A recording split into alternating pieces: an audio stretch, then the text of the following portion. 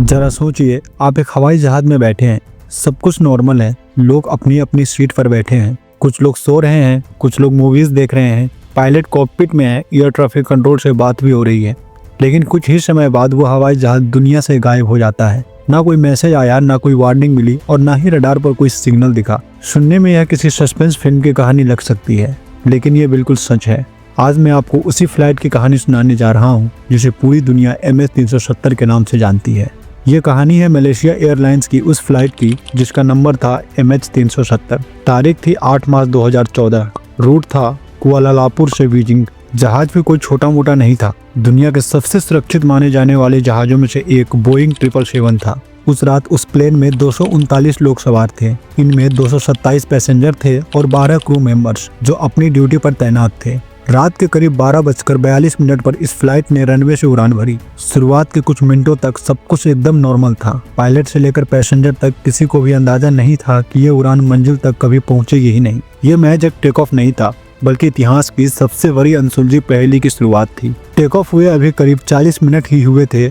आसमान साफ था और सब कुछ ठीक ठाक चल रहा था। तभी पायलट और एयर ट्रैफिक कंट्रोल के बीच आखिरी बातचीत होती है। पायलट बड़े आराम से एकदम नॉर्मल आवाज में बस इतना कहता है, गुड नाइट मलेशिया 370। बस यही वो आखिरी शब्द थे। इसके बाद उस प्लेन से कभी कोई आवाज सुनी ही नहीं गई। न कोई चीख पुकार, न कोई मदद की गुहार, बस एक गहरा सन्नाटा छा गया। लेकिन असल खेल तो इसके ठीक 2 मिनट बाद शुरू होता है। अचानक प्लेन का ट्रांसपोंडर बंद हो जाता है। इसका मतलब ये था कि अब जो सिविल रडार थे उनके लिए ये प्लेन हवा में गायब हो चुका था। उन्हें अब कुछ नहीं दिख रहा था। पर कहानी यही खत्म नहीं होती, ट्विस्ट अभी बाकी है। भले ही आम रडार से ये ओझल हो गया था, लेकिन मिलिट्री रडार पर यह प्लेन अभी भी दिखाई दे रहा था। और जानते हो सबसे हैरान कर देने वाली बात क्या थी? जिस प्लेन को सीधा बीजिंग जाना चाहिए था, उसने अचानक अपनी राह बदल ली, अपने तय रास्ते से मुड़ गया और एक ऐसी दिशा में निकल गया जिसका किसी को कोई अंदाजा तक नहीं था। अगर आप मैप पर देखें तो इस प्लेन को सीधा बीजिंग की तरफ निकल जाना चाहिए था, लेकिन MS-370 ने अचानक एक ऐसा मोड़ लिया जिसने सबके होश उड़ा दिए। वो सीधे जाने के बजाय अचानक वेस्ट यानी पश्चिम की ओर मुड़ गया। प्लेन वापस पीछे की ओर उड़ता हुआ गल्फ ऑफ थाईलैंड से होकर स्ट्रेट ऑफ मलक्का की तरफ गया और फिर सीधा अंडमान समंदर की दिशा में निकल गया। और बस इसके बाद वो पल आया जिसका जवाब आज तक किसी के पास नहीं है। उस इलाके में पहुंचते ही ये प्लेन रडार की स्क्रीन से पूरी तरह गायब हो जाता है, जैसे उसे आसमान निकल गया हो या समंदर ने अपने अंदर खींच लिया हो। अब यहाँ पर एक बड़ा सवाल खड़ा होता है कि भाई जब प्लेन रडार से गायब हो गया तो हमें ये कैसे पता चला कि वो अब भी उड़ रहा था? इसका जवाब है एक ऐसी चीज जिसे कहते हैं सैटेलाइट हैंडशेक डेटा। अब इसे आसान भाषा में समझिए।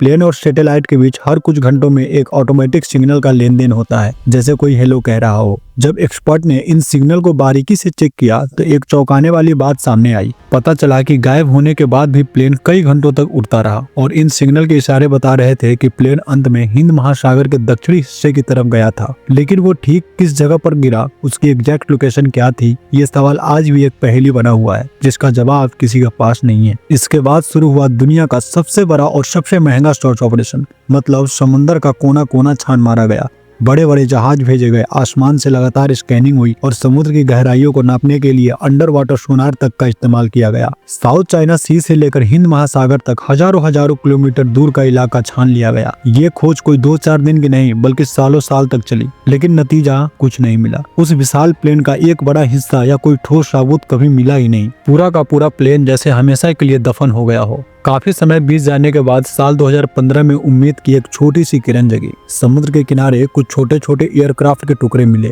जब एक्सपर्ट ने इनकी बारीकी से जांच की तो उन्होंने कंफर्म किया कि हाँ, ये टुकड़े MS-370 के ही हो सकते हैं। लेकिन सबसे अजीब बात जानते हो क्या है? इतनी बड़ी तलाश के बाद भी प्लेन का जो मेन हिस्सा था वो कभी मिला ही नहीं। न ब्लैक बॉक्स मिला जो सारी सच्चाई बता सकता था, न ही कॉकपिट का कोई अता पता चला। बस कुछ टूटे फूटे मलबे मिले, लेकिन वो बड़ा जहाज कहाँ गया वो आज भी एक गहरा राज है। अब जाहिर सी बात है, जब इतना बड़ा जहाज गायब हुआ है तो तरह तरह की बातें होने लगी। कई थ्योरीज सामने आई। किसी ने कहा कि पायलट डिप्रेशन में था, तो किसी ने इसे हाईजैकिंग का नाम दिया। कुछ लोगों को लगा कि बहुत बड़ा टेक्निकल फेलियर हुआ होगा, लेकिन सच तो ये है कि इनमें से किसी भी बात बात का कोई पक्का सबूत नहीं मिला। कोई भी थ्योरी 100% सही साबित नहीं हुई। साल गुजरते गए, सर्च ऑपरेशन बंद हो गए, लेकिन आज भी उस ऑफिशियल जवाब का इंतजार है जो शायद कभी मिले ही ना हमें। MH370 आज भी दुनिया के लिए एक ऐसा सवाल है जिसका जवाब समुद्र की गहराइयों में कहीं खो सा गया है। पता है, इस पूरी कहानी में सबसे डरावनी बात यह नहीं है कि वो प्लेन क्रैश हो गया। सबसे खौफनाक तो यह है कि वो 239 लोग आज भी सिर्फ लापता है। सोच कर देखिए उन परिवारों पर क्या गुजर रही होगी जिन्हें आज इतने सालों बाद भी कोई जवाब नहीं मिला। MH370 की ये घटना एक बहुत बड़ी बात सिखाती है। आज हम खुद को कितना भी एडवांस मान ले, लेकिन ये मिस्ट्री याद दिलाती है कि टेक्नोलॉजी चाहे आसमान छू ले,